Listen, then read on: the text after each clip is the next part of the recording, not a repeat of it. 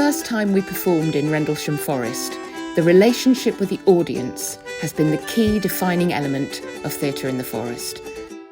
Our audience, as well as expecting to be welcomed by the actors in costume, have come to expect special Theatre in the Forest surprises and inventive ways of interpreting the plays and reinventing Shakespeare.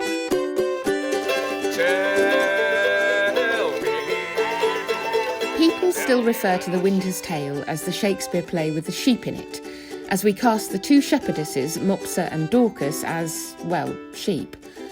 People who came to the Tempest at Jimmy's farm will remember either being drenched in the splash zone or watching others getting soaked, and the goddesses, who were often quite sedate and regal, in our show sang It's Raining Men before chucking yet more water over the audience. As a director, it is perhaps Shakespeare's tragedies that I have enjoyed the most, and particularly finding ways to subvert them at key moments.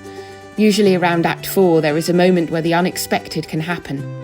The head bone connected to the backbone. Hamlet, Horatio and the Gravediggers performed Dem Dry Bones in the Gravedigger scene in Hamlet, which had the audience in stitches and made the switch of emotion even more poignant when Ophelia's funeral procession arrived for her burial, which happened in an actual grave that we had dug in the ground. In fact, this burial was so effective that one night we had to take a little girl and show her that the grave was empty, as she was worried that Ophelia was still under there.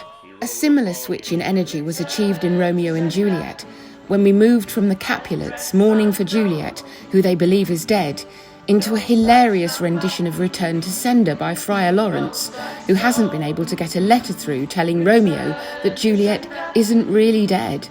And when we performed Romeo and Juliet at Jimmy's farm, we even added in a dancing postbox. Perhaps my most risky interpretation was our production of King Lear. Leave my folk farm, I smell the blood of a British man. Blow wind and crack your cheek. It was quite an unusual piece of casting, giving the part of King Lear to Adalia Day, who was in their early 20s and had been studying at Le Coq in Paris.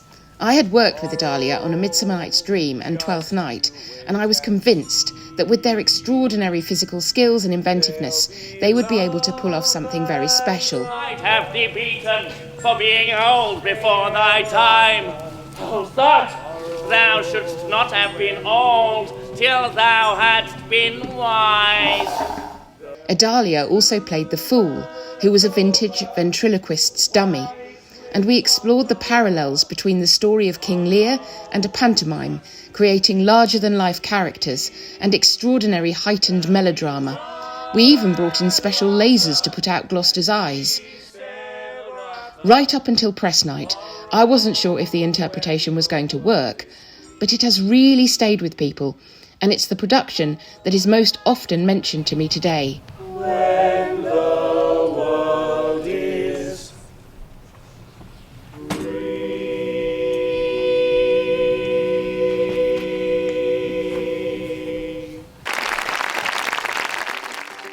My philosophy in creating these productions has been to never be boring and to take everyone in the audience with us, keeping everyone engaged, while being true to Shakespeare's text. Music, choreography, bright and brilliant costumes, and humour all contribute, and a really strong relationship with the audience means that no two performances are ever alike.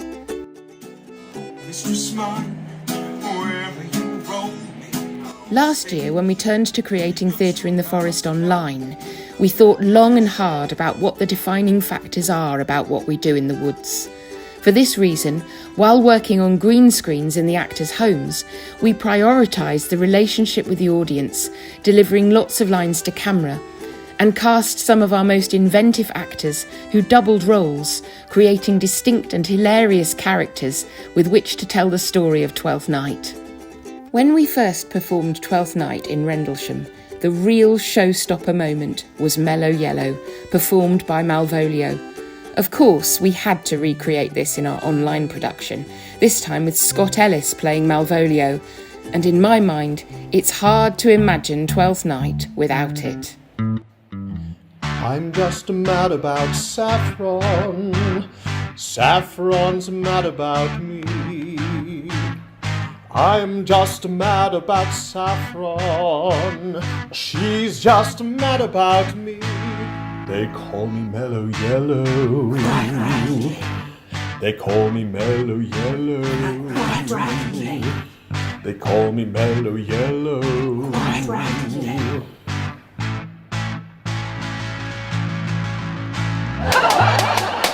Electrical banana. It's gonna be the very next craze. Electrical banana. It's bound to be the very next phase. They call me Mellow Yellow, quite rightly. They call me Mellow Yellow. They call me Mellow Yellow, Quite rightly!